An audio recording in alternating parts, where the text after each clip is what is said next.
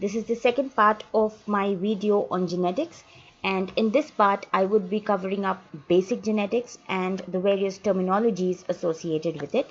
So let's begin. There are millions of species living on Earth, and they possess millions of different traits and characteristics. Most of them inherited from their parents, and some of them are new. So let's zero down to Homo sapiens. Now, the human body consists of millions of cells, and each of these cells has a nucleus. And deep inside the nucleus is an amazing molecule which is called as DNA, or the deoxyribonucleic acid. Sections of this DNA are called as genes, and together all genes in the body make up the genome. So what exactly is the genome? The total genetic makeup of an individual is known as the genome. It is functionally divided into genes, and in human it is about 25,000 to 30,000 different genes that make up the genome. The genome is split into 23 pairs of chromosomes, and each chromosome contains a long strand of DNA that is tightly packaged around certain proteins which are known as histones. So what exactly are chromosomes? They are thread-like structures located inside the nucleus, made up of proteins, that is nothing but histones, and a double helix of deoxyribonucleic acid. Now these chromosomes have two regions or areas. One is known as the heterochromatin. These areas of chromosomes look thick, coiled and condensed, whereas certain other areas of the chromosome resemble thin or lightly stained threads which are called as the euchromatin. They potentially contain the active gene component, and the identified genome sequence represents around 90% of euchromatin. Let's go on to learn the structure of each of these chromosomes. Each metaphase chromosome comprises of two identical components, and these two symmetrical halves are called as sister chromatids. Now we can see two sister chromatids here. Let us consider one out of this. In the center, they are attached together at a constricted region which is called as a centromere, as you can see here, the centromere. Now the centromere divides the chromosome into a short arm which is represented by the letter P. This is the short arm, and a long arm which is represented by the letter Q. Now the ends of these chromosomes are known as telomeres, the ends of both the sister chromatids. Now there are certain areas in the chromosome which display a banded pattern when they are treated with certain stains. That is nothing but alternative dark and light bands that appear along the length of a chromosome, as you can see here. Now these are useful to identify certain chromosomal aberrations such as breakages, loss, displacement, translocation, inversion, etc. Now let's see how this cytogenic map location helps us in identifying these aberrations.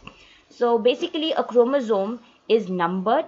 Every chromosome, all the 23 chromosomes, every chromosome has a number starting from 1 to 23.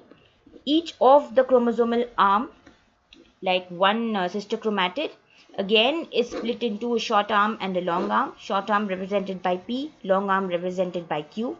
Each of these arms again are divided into certain regions, like you can see here, P arm into 1, 2 and 3, Q into 1, 2, 3, 4 and so on.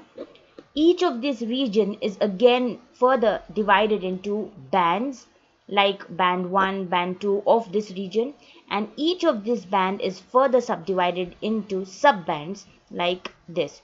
So supposing we take up a cytogenic mapping location as 3p22.1, 3 is the chromosomal number, P is whether the short arm or the long arm, as in this case it is the short arm. 2, the first 2 represents the region of the chromosome, the second 2 is the band of that region, and the final number represents the sub-band of the band. So I hope I've made myself clear. Now this system enables us to accurately identify even small structural anomalies within the smallest subdivisions of the segments of chromosome at its exact location. Going on to what is DNA. DNA is deoxyribonucleic acid.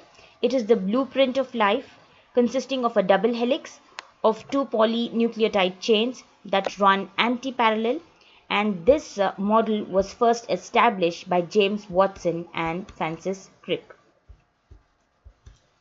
Now let us try knowing about the basic building block of a nucleic acid, that is the deoxyribonucleic acid in this case. This is nothing but a nucleotide which makes the building block, or which forms the nucleic acid. Now, the nucleotide has three components. It has a nitrogenous base, it has a deoxyribose sugar, and a phosphate group. Now, the nitrogenous bases can either be purines or pyrimidines, like they can either be adenine, guanine, which are purines, or cytosine, thymine, which are pyrimidines.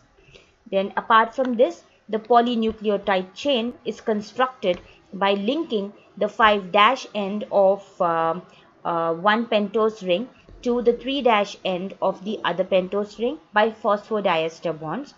Also, the adenine, the bases pair with each other. Adenine always pairs with thymine, and cytosine always pairs with guanine. Adenine and thymine share a double bond of hydrogen, whereas guanine and cytosine form a triple hydrogen bond.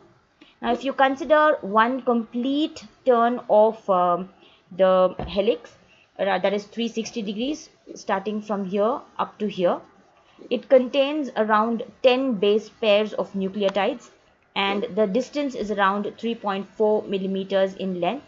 It consists of a minor groove, as you can see here, and it also consists of a major groove. This is what a double helical structure looks like and is made up of. Now, a single segment of DNA, sections of this DNA are nothing but genes, and these genes, they code for one complete functional polypeptide chain or one complete functional protein which carries out the function in the body. So what is a gene? Gene is a sequence of DNA that codes for RNA.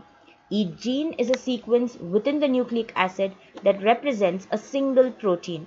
Now, this word was derived from another word called pangene, which means to give birth or to become.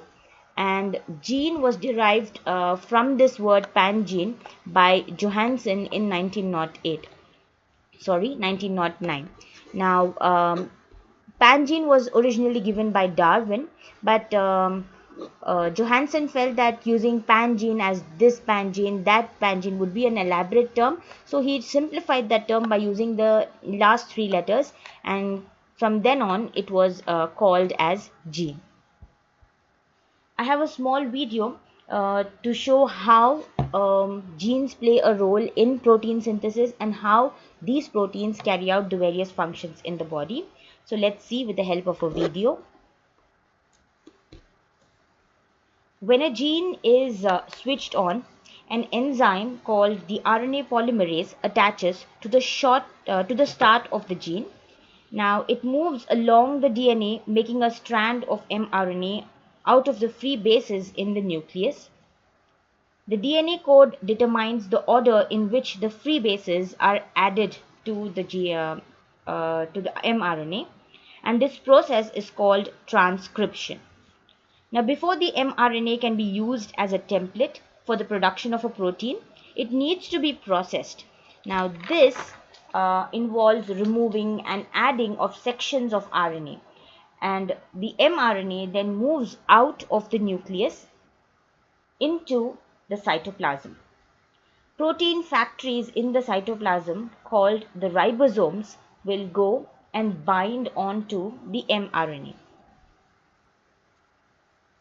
The ribosomes read the code of mRNA to produce a chain made up of amino acids. Now, there are 20 different types of amino acids.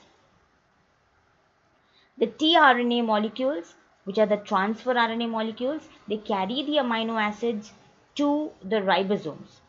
Now, the mRNA is read 3 bases at a time. As each triplet is read, a tRNA delivers the corresponding amino acid. This is added to a growing chain of amino acids, and once the last amino acid has been added to the chain will fold and then form a complex three-dimensional shape to form the protein or the mature protein, which carries out the particular function of that gene.